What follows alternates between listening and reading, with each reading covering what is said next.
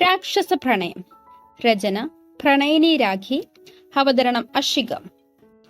തന്റെ മുന്നിലെ ചുവരിലേക്ക് തന്നെ ദൃഷ്ടി ഊന്നി നിൽക്കുന്ന ധ്രുവിനെ കണ്ട വിഷു എന്ന് സംശയിച്ച് അവൻ നോക്കുന്ന വശത്തേക്ക് നോക്കി. എന്റെ മുരുക, എന്റെ ഹിസ്റ്ററി! നെഞ്ചിൽ കൈവച്ചുകൊണ്ട് അവൾ വിളിച്ചുപോയി. വേഗം തന്നെ അവന് മറയായി നിന്നുകൊണ്ട് അവനെ കണ്ണുരുട്ടി കാണിച്ചു, കയ്യിൽ ടർക്കിയുമായി. തന്റെ കാഴ്ചയെ തടസ്സപ്പെടുത്തിയത് അവൻ അവളെ രൂക്ഷമായി നോക്കി. അത് പിന്നെ ധ്രുവേട്ട, പോയി ഫ്രഷ് ആയിട്ട് വാ, അവന്റെ നോട്ടത്തെ കണ്ട് അവനോട് പറഞ്ഞു. വേഗം അവൾ നീട്ടിപ്പിടിച്ച ടർക്കിയും എടുത്ത് അവളെ ഒന്ന് അടുമുടി നോക്കി നേരെ ബാത്റൂമിലേക്ക് കയറി. അവന്റെ ആ നോട്ടത്തിൽ അവളൊന്ന് ചൂളിപ്പോയി. അയ്യേ! അവൻ പോയതും തലയ്ക്ക് കയ്യും കൊടുത്തിരുന്നു. എന്നാലും അന്ന് ഇത്രയും വിചാരിച്ചില്ല. ഈ ഫോട്ടോ ഫ്രെയിം ചെയ്തപ്പോ വേറൊന്നുമല്ല, നമ്മുടെ ഐഷുവിന്റെ 15ാമത്തെ ബർത്ത്ഡേക്ക് അവളുടെ കുഞ്ഞിലെ ഫോട്ടോസ് എല്ലാം എടുത്തൊരു ഫ്രെയിം ചെയ്തു വെച്ചിരുന്നു. അതിൽ കുഞ്ഞിലെ ഒരു നിക്കർ മാത്രം ഇട്ടിരുന്ന ഒരു ഫോട്ടോ ഉണ്ടായിരുന്നു, ഒരു 2 വയസ്സിലെടുത്തത്. അതിൽ അവളുടെ വലത്തെ മാറിന് താഴെ ഒരു കുഞ്ഞു നാരങ്ങ വലുപ്പത്തിൽ കറുത്ത മറുകുണ്ട്. ധരിച്ചപ്പോഴേ ഒരു കുഞ്ഞു പൊട്ടുപോലെ ഉണ്ടായിരുന്നുള്ളൂ. പക്ഷെ പിന്നീട് അവൾക്ക് ഓരോ വയസ്സ് കൂടും തോറും ആ മറുകിന്റെ വലിപ്പവും ഇരട്ടിയാകും. ആ ഫോട്ടോയോട് ഒരു പ്രത്യേക ഇഷ്ടമുള്ളത് കൊണ്ട് തന്നെ മറ്റു ഫോട്ടോയേക്കാൾ ആ ഫോട്ടോ കുറച്ച് വലിപ്പത്തിൽ ചെയ്തു. ആ ഫോട്ടോയിലേക്കാണ് ധ്രുവ് നോക്കിക്കൊണ്ടിരുന്നത്. സെക്കൻഡ് ഇന്നത്തെ കയ്യിലിരിപ്പുകൊണ്ട് പെണ്ണ് പൊറുതുമുട്ട് നിൽക്കുമ്പോഴാണ് ഈ ഫോട്ടോയോട് കാണുന്നത്. ഇനി എന്തൊക്കെ നടക്കുവോ ആവോ. എന്തായാലും കണ്ടു, ഇനി പറഞ്ഞിട്ട് കാര്യമില്ല. വരുന്നിടത്ത് വെച്ച് കാണാം. ധ്രുവ് ഫ്രഷായി വന്നതും ഐഷുവിനെ അവിടെ ഒന്നും കണ്ടില്ല. കണ്ണാടിയിൽ മുന്നിൽ നിൽക്കുമ്പോഴാണ് കുളിച്ചൊരു ബ്ലൂ കളർ ചുരിദാർ വിട്ട് വരുന്നത്. മുടി ഒരു തോർത്തുകൊണ്ട് ചുറ്റി വെച്ചിട്ടുണ്ട്. നേരെ കണ്ണാടിയിൽ നോക്കി താൻ യൂസ് ചെയ്ത് വെച്ചിരുന്ന ബോഡി ലോഷൻ എടുത്ത് കഴുത്തിലും കയ്യിലും എല്ലാം പുരട്ടി ഒരു കുഞ്ഞു പൊട്ടും തൊട്ട് മുഖത്ത് പൗഡർ ഇട്ട് നോക്കിയത് തന്നിൽ തന്നെ ദൃഷ്ടി ഊന്നി നിൽക്കുന്ന ധ്രുവിനെയാണ്. പിന്നെ അവനെ കാണാതെ തിരിഞ്ഞു പോവാൻ തുനിഞ്ഞത് കയ്യിലൊരു പിടി വീണു. തന്നെ വലിച്ച് കണ്ണാടിയിൽ നോക്കി നിർത്തി. ആ കണ്ണാടിയിൽ നോക്കിക്കൊണ്ട് തന്നെ എന്തോരം ചാർത്തി കൊടുത്തു. ഇതെന്നും വേണം, ഇന്ന് രാവിലെ മുതൽ നീ ഇതിട്ടിട്ടില്ല, ഞാൻ ശ്രദ്ധിച്ചു. ഇനി മേലെ ഇത് കാണിച്ചാലുള്ള ശിക്ഷ വേണ്ടേ? അവളുടെ കഴുത്തിൽ നിന്നും മുടി പിറകുവശത്തേക്ക് ഒതുക്കി അവളുടെ കഴുത്തിൽ മുഖം പൂഴ്ത്തി അവളൊന്നേങ്ങിക്കൊണ്ട് കണ്ണുകളടച്ചു. പതിയെ അവിടെ ഒരു തണുപ്പറഞ്ഞതു. ഐഷു അടച്ച കണ്ണുകൾ വലിച്ചു തുറന്നു. അവന്റെ നാവ് കൊണ്ട് അവിടെ ഒന്ന് ഉഴഞ്ഞുകൊണ്ട് കഴുത്തിലെ നീല നരമ്പിൽ കടിച്ചു വിട്ടു. ഐഷു അലറിക്കൊണ്ട് അവനെ നോക്കി കണ്ണുരുട്ടി. ഡ്രാക്കുള! ഷു, എന്റെ കഴുത്തിൽ ഒഴിഞ്ഞുകൊണ്ട് അവരെ നോക്കി വിളിച്ചു. അതീടി, ഞാൻ ഡ്രാക്കുള തന്നെയാ. നിന്റെ ചോറ് മൊത്തം ഞാൻ വലിച്ചുരിച്ചു കുടിക്കും. അവളെ ഒന്ന് അടിമുടി നോക്കിക്കൊണ്ട് പറഞ്ഞു. ആ മക്കളെ, ഇവിടെ നിൽക്കുവാണോ? വേഗം താഴേക്ക് വാ, ഭക്ഷണം കഴിക്കാം. രണ്ടുപേർ മുഖത്തോട് മുഖം നോക്കി നിൽക്കുമ്പോഴാണ് മാലതി വന്ന് വിളിക്കുന്നത്. കേട്ട പാടി ഐഷു മാലതിയുടെ പുറകോട്. ഡൈനിങ് ടേബിളിൽ ഇരിക്കുമ്പോൾ ഐഷും ധ്രുവും ഒന്നും മിണ്ടിയില്ല. ശരി ഐഷു, ആ ചിക്കൻ കാളി താടി കൂടോ, നിനക്കിതേ അമ്മ വേറെ കൊണ്ടുവന്ന് വെച്ചിട്ടുണ്ട്, അതെടുത്ത് കഴിക്കാൻ നോക്ക്. ശരി പ്ലീസ് താടി എന്ന് പറയലും അപ്പു ആ ചിക്കൻ കാലെടുത്ത് തന്റെ വായിൽ വെച്ച് ചപ്പി. അമ്മ, ഇത് കണ്ട, ഇവനെന്റെ ചിക്കൻ കാലെടുത്തോണ്ട് പോയി. തെണ്ടി താടാ എന്റെ ചിക്കൻ കാലി, ഒന്ന് പോടി. നീ വേണമെങ്കിൽ ഇതെടുത്തോ, എനിക്കൊന്നും വേണ്ട, നീ വായിലിട്ട് തന്നു. ധ്രുവാണെങ്കിൽ എന്താ കഥയെന്ന് രണ്ടുപേരെയും നോക്കുന്നുണ്ട്. ഐഷുവിനെ നോക്കിയപ്പോ അപ്പൂനെ അരച്ച് കലക്കി കുടിക്കാനുള്ള അത്ര ദേഷ്യമുണ്ട് മുഖത്ത്. അപ്പൂ! കൃഷ്ണൻ ശാസ്ത്രയോടെ വിളിച്ചത്. അപ്പു സൈലന്റായി. ഐഷു ഒരുവിധം ചോറ് കഴിച്ച് എഴുന്നേറ്റു. വെച്ചുണ്ടാക്കാൻ പറ്റാത്തതുകൊണ്ട് കൃഷ്ണൻ പുറത്തു നിന്നാണ് ഫുഡ് കൊണ്ടുവന്നത്. അതിലാണെങ്കിൽ 4 പീസ് മാത്രമേ ഉണ്ടായിരുന്നുള്ളൂ. ഐഷു ചിക്കൻ കാലില്ലാതെ ചോറും കഴിക്കില്ല. ധ്രുവ് കഴിച്ചതും കൃഷ്ണനും മാലതിയും ഇരുന്നു. ഐഷു ബെഡിൽ പോയി കിടന്നു. വിശപ്പുണ്ട് താൻ, പക്ഷെ ഇനിയൊന്നും കഴിക്കാനും പറ്റില്ല. പതിയെ കൈ കണ്ണീന് കുറുകെ വെച്ച് കിടന്നു. യാത്രാക്ഷീണം കാരണം ഐഷു പെട്ടെന്നുറങ്ങി. ഡി ഐഷു, എഴുന്നേക്ക്, അമ്മ അമ്പലത്തിൽ പോവാൻ പറഞ്ഞു. അച്ചുച്ചേണ്ട് കൂടെ അളിയരും. ഡി എഴുന്നേക്ക്. അവളൊന്ന് മൂളിക്കൊണ്ട് എഴുന്നേറ്റ്. ഉണ്ണികളെ നിന്നെ നോക്കി നിൽക്കുക, വേഗം വാ. ഐഷു ഒന്ന് ഫ്രഷായി നേരെ താഴേക്ക് പോയി. ആ നീ വന്നോ? രണ്ടുപേരും ഒന്ന് അമ്പലത്തിൽ പോയിട്ട് വാ, അച്ഛനും ദശുമോനും ഉണ്ട്. വാ. ധ്രുവിനെ നോക്കാതെ ഐഷു നേരെ മുമ്പിൽ നടന്നു. ഒരു കുഞ്ഞു റോഡ് കഴിഞ്ഞ മെയിൻ റോഡാണ്. അങ്ങോട്ട് ചെന്നപ്പോ തന്നെ കണ്ടു അച്ചുവിനെയും ദശേട്ടനെയും. ധ്രുവ് ഏട്ടനെ കണ്ടപ്പോഴേക്കും അങ്ങോട്ട് പോയി. ഐഷു അച്ചുവിനെ കണ്ടപ്പോ അങ്ങോട്ടും. ഞങ്ങൾ നിങ്ങളെ വെയിറ്റ് ചെയ്യുമായിരുന്നു. ഉറങ്ങിപ്പോയടി, അതാണ്. അപ്പു ഒന്ന് വിളിക്കുമ്പോഴേ എഴുന്നേൽക്കുന്നേ. ദശൻ ധ്രുവ് മുന്നിൽ നടന്നു. അവർ ഇരുവരും ബിസിനസ് കാര്യങ്ങളൊക്കെ ചർച്ച ചെയ്താണ് നടക്കുന്നത്. അച്ചു ഐഷുവും പുറകെ. കുറച്ച് മുന്നോട്ട് പോയത് ആൽത്തറയിലിരിക്കുന്ന പൂവൻ കോഴികളെ കണ്ടു. എടി ഐഷു, ദേ അവന്മാർ അവിടെ ഉണ്ടല്ലോ. അതിന് നീ എന്തിനാ പേടിക്കുന്നേ? നീ വാ, ദേ നിന്റെ ആള് വരുന്നു. ഐഷുവിനെ കണ്ടൊരുവൻ മറ്റൊരുവനെ കാണിച്ചു കൊടുത്തുകൊണ്ട് പറഞ്ഞു. വരട്ടെ, ഞാനും വിചാരിച്ചു ഇപ്പോൾ ഇത്ര പെട്ടെന്ന് ഇവിടെ പോയെന്ന്. മറ്റവൻ, ഡാ മഹേഷേ, ദേ നോക്കിയേ ഡി. ഐഷുവിനെ കണ്ട് മഹേഷ് മുന്നിലേക്ക് കയറി നിന്നുകൊണ്ട് വിളിച്ചു. എന്താ, നിന്റെ കല്യാണം കഴിഞ്ഞോ?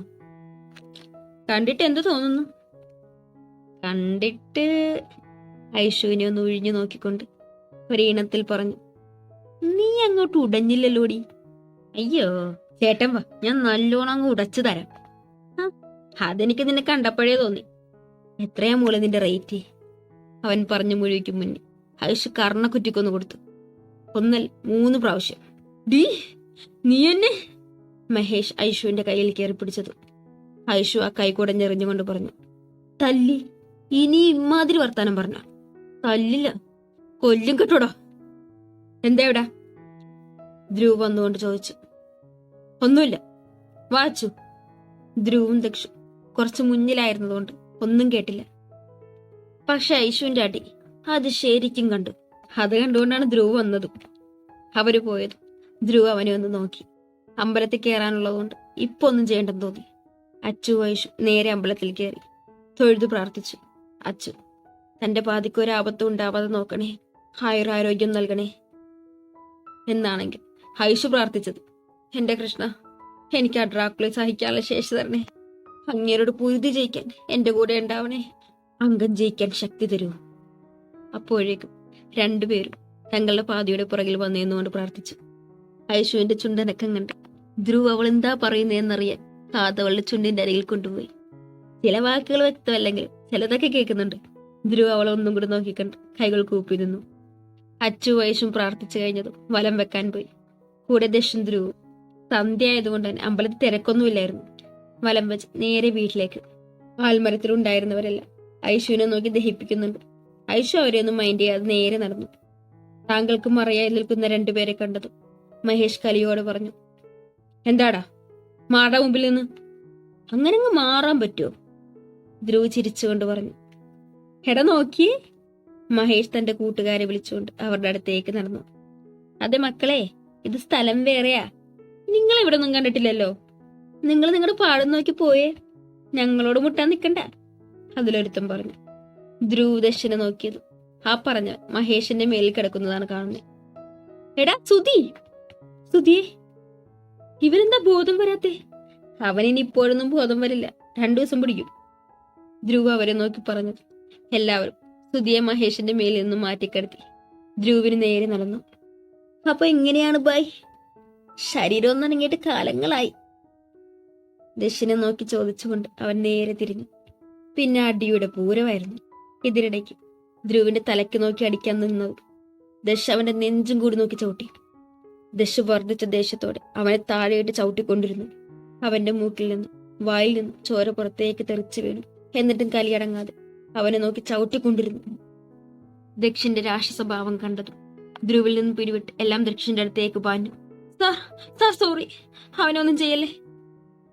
ഒരുത്തൻ വന്ന് കാലിൽ പിടിച്ചു. അപ്പോഴേക്കും അവരും കൂടെ വശക്കിട്ടിരുന്നു. ധ്രുവിന്റെ ഇടികൊണ്ട് എല്ലാത്തിനും പരിക്കൊക്കെ ഉണ്ടെങ്കിലും ദക്ഷിന്റെ ഇടികൊണ്ട് ആ പരിക്ക് പോലും വകവയ്ക്കാതെ എല്ലാം ഓടി വന്നു.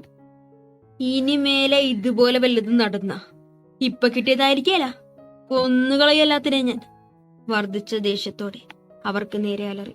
പിന്നെ എന്റെ ഭാര്യയെ തൊട്ട നിന്റെ ഈ വലത് കൈ ഇനി നിനക്ക് വേണ്ട എന്നും പറഞ്ഞുകൊണ്ട് ധ്രുവാക്കായി തിരിച്ച് 2 പ്രാവശ്യം ഓടിച്ചിരുന്നു. ഐഷു വച്ചു നേരെ വീട്ടിലേക്ക് തന്നെ പോയി. ഐഷു മോനെന്തേ? പിറകിലുണ്ടായിരുന്നല്ലോ, ഇതിപ്പോ എവിടെ പോയി? ഞാൻ കൊണ്ടുപോയി കളഞ്ഞ്. ഐഷു മോനെ വേറെ വല്ല വഴിയും കാണിച്ചു കൊടുത്ത് നീ വഴിതെറ്റിച്ചോ? മാലതി ഗൗരവത്തോടെ ചോദിച്ചു. ഓ പിന്നെ വഴിതെറ്റിക്കാൻ ഇള്ളാക്കുഞ്ഞല്ലേ, ഒന്ന് പോവമ്മ. ഒന്നാതെ ദേഷ്യം കയറി ഇരിക്കുവോ, അപ്പോഴോ ഒരു മോൻ. ഐഷു ചവിട്ടിക്കുലുക്കി നേരെ മുകളിലേക്ക് പോയി. ഇവൾക്കിതെന്തു പറ്റി? കൃഷ്ണേട്ടാ ഒന്ന് പോയി നോക്കി, മോന് വഴി വല്ലതും തെറ്റിയോന്ന് അറിയില്ല. കൃഷ്ണൻ പുറത്തേക്ക് ഇറങ്ങിയത് കണ്ടു ധ്രുവ് വരുന്നത്. എന്താ മോനെ, വഴി തെറ്റിയോ? ആ കാന്താരി പണി വല്ല ഒപ്പിച്ചോ? ഏയ് ഇല്ലച്ചാ, ഞാൻ ഏട്ടനായിട്ടൊന്ന് സംസാരിക്കുമായിരുന്നു, അതാ. എന്നാ വാ, അകത്തേക്ക് കയറി. അമ്മ അവിടെ മോനെ കാണാണ്ട് വിസനിച്ച് നിൽക്കുക. ആ കാന്താരി പണി വല്ലതും തന്നോ മോനെ? അവളാണെങ്കിൽ ചവിട്ടി കുലിക്കാ പോയത്, അതാ. ഇല്ല മാലു, മോൻ ദശുമോനായിട്ട് സംസാരിക്കുമായിരുന്നു. ആണോ? മോൻ പോയി ഫ്രഷ് ആയിട്ട് ഡ്രസ്സൊക്കെ മാറിയിട്ടു. രാത്രിയായത് ഒരുമിച്ചിരുന്ന് ഭക്ഷണമൊക്കെ കഴിച്ചു. ഈ സമയത്തൊന്നും ഹൈഷ ധ്രുവിന് മോൻ കൊടുത്തില്ല. ഒന്നാമത്തത് ഫോട്ടോ കണ്ടതിന്റെയും, രണ്ടാമത് അമ്പലത്തിൽ നടന്നതെല്ലാം കൊണ്ട് കൊച്ചു കുറച്ച് ഡിസ്റ്റർബ് ആയിരുന്നു. മാലതിയും കൃഷ്ണനും ഒക്കെ എല്ലാം ശ്രദ്ധിക്കുന്നുണ്ട്. നമ്മുടെ ഒപ്പം ഇതൊക്കെ കാണുന്നുണ്ടെങ്കിലും അളിയൻ തന്നെ അതിനേക്കുള്ള കൊടുത്തേക്കുമെന്നറിയാം. രാത്രി റൂമിലേക്ക് ഒരു ഗ്ലാസ് പാലും കൊണ്ട് മാലതിയുടെ നിർബന്ധപ്രകാരം പോവുകയാണ്. ഡോർ തുറന്നു നടക്കുന്നത് കൊണ്ട് തന്നെ കയ്യിലുള്ള പാൽ മേശപ്പുറത്ത് വെച്ചതും പുറകിൽ നിന്നും ഡോറടയുന്ന ശബ്ദം കേട്ടു. ഹൈശ്വർ ദീർഘനിശ്വാസം വലിച്ചു വിട്ടു. കഴിഞ്ഞോ നിന്റെ ഒളിച്ചുകളി? അതീവ ദേഷ്യത്തോടെ ധ്രുവ് ചോദിച്ചു. അവന്റെ ഗൗരവത്തോടുള്ള ശബ്ദം കേട്ടത് ഹൈഷു ഒന്ന് വിറച്ചു. ഇതുവരെ ഇങ്ങനെ സംസാരിച്ചിട്ടില്ല. തല്ലുപിടിക്കുമെങ്കിലും ആ ശബ്ദം എപ്പോഴും സോഫ്റ്റ് ആയിരുന്നു. പക്ഷേ ഇന്ന് നിന്നോടാണ് ഇഷ ഞാൻ ചോദിച്ചത്. തന്റെ ചോദ്യത്തിന് മറുപടിയൊന്നും തരാതെ എന്തോ ചോദിച്ചു നിൽക്കുന്ന ഐഷുവിനെ കണ്ടത് അവന്റെ ദേഷ്യം ഒന്നും കൂടി കൂടി. അത് ഞാൻ നിനക്ക് വിൽക്കുണ്ടോ? ഇല്ല. പിന്നെ? ഐഷു ഒന്നും പറയാതെ നിന്നു. മനസ്സിലവനെ ചീത്ത വിളിക്കുന്നുണ്ട്. ഇന്ന് അമ്പലത്തിൽ വെച്ച് എന്താ ഉണ്ടായത്? അവനറിയോ നിനക്ക്? മൂളാനല്ല ഞാൻ പറഞ്ഞത്.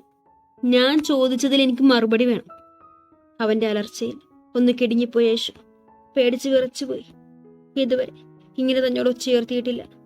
പക്ഷേ ഇന്ന് തെറ്റാണെന്നറിയാം. അവന്റെ ദേഷ്യം മനസ്സിലായിരുന്നു. ഐഷു സംസാരിച്ചു തുടങ്ങി. അവനെ നോക്കി ഐഷു തലയാട്ടി. എങ്ങനെ? അതെപ്പോഴും അമ്പലത്തിൽ പോകുമ്പോൾ പിറകെ വന്ന് ശല്യം ചെയ്യുമായിരുന്നു. ഉപദ്രവമൊന്നുമില്ല, പക്ഷെ കളിയാക്കുക, അങ്ങനെയൊക്കെ ചെയ്യും. ഐഷു ഈ പ്രാവശ്യം വിൽക്കാതെ പറഞ്ഞു. ഇനി അവന്റെ ശല്യം ഉണ്ടാവില്ല. അത് പറയുമ്പോഴും അവനിലൊരു രാക്ഷസഭാവം തെളിഞ്ഞു നിന്നു. കണ്ണിൽ ക്രൂരത നിറച്ചുകൊണ്ട് അവന്റെ മുഖത്തേക്ക് പുരുകം തുളിച്ചു നോക്കിയ യേശു. അതെനിക്കറിയാം എന്തെങ്കിലും ചെയ്തിട്ടുണ്ടാവുമെന്ന്. അതുകൊണ്ട് തന്നെ പറയാതിരുന്നത്, ഈ കാലിനെ അതിലേക്ക് വലിച്ചിടാതിരുന്നത്. പക്ഷെ കാലം പണി കൊടുത്തിട്ടാണ് പോകുന്നത്. ഇനി ഇതിന്റെ പുറകെ എന്തൊക്കെ പുറകിലുണ്ടാവുമെന്ന് ദൈവം നമ്പുരാൻ അറിയാം. മുകളിൽ നിന്റെ ആരെങ്കിലും ഉണ്ടോ ഇങ്ങനെ വായും പൊളിച്ചു നിൽക്കാൻ? മുകളിലേക്ക് നോക്കി എന്തോ ആലോചിച്ച് നിൽക്കുന്ന ഐഷുവിനെ കണ്ട് ധ്രുവ് അലറി. ഓ, എന്റെ ചെവി! എനിക്ക് ചെവി കേൾക്കാൻ മനുഷ്യ! അവൻ അവളെ ഒന്ന് കനപ്പിച്ചു നോക്കി. പോയി കിടക്കടി. അല്ല, പാല് വേണ്ടേ? അവളെ ഒന്ന് കണ്ണുരുട്ടി കാണിച്ചു. എന്തായാലും നീ കൊണ്ടുവന്നല്ലേ, നമുക്കൊന്ന് ഫസ്റ്റ് നൈറ്റ് ആഘോഷിക്കാം. അവളെ ഒന്ന് ഒഴിഞ്ഞു നോക്കിക്കൊണ്ട് പറഞ്ഞത് ഐഷു വേഗം തന്നെ പകുതി പാലെടുത്ത് കുടിച്ചുകൊണ്ട് നേരെ ബെഡിൽ പോയി കിടന്നു. ധ്രുവ് അവളുടെ ഓട്ടം കണ്ടൊന്ന് ചിരിച്ച് ബാക്കി പാലും എടുത്തു കുടിച്ച് ലൈറ്റ് ഓഫ് ചെയ്ത് ഡിം ലൈറ്റ് ഓൺ ചെയ്ത് ബെഡിൽ വന്ന് കിടന്നു. ഐഷു അപ്പോൾ കണ്ണുകൾ ഇറുക്കി അടച്ചാണ് കിടക്കുന്നത്. അവളുടെ കള്ള ഉറക്കം കണ്ട് ധ്രുവിൽ കുസൃതി തോന്നി. പതിയെ അവളുടെ ടോപ്പ് പോക്കി നഗ്നമായ വയറിൽ തലോടിക്കൊണ്ട് മുകളിലേക്ക് കയറിയത് ഐഷു വേഗം കണ്ണുകൾ തുറന്ന് ധ്രുവിനെ നോക്കി. അവിടെ കണ്ണുകൾ അടച്ചു കിടക്കുന്ന ധ്രുവിനെയാണ് കണ്ടത്. തുടരും.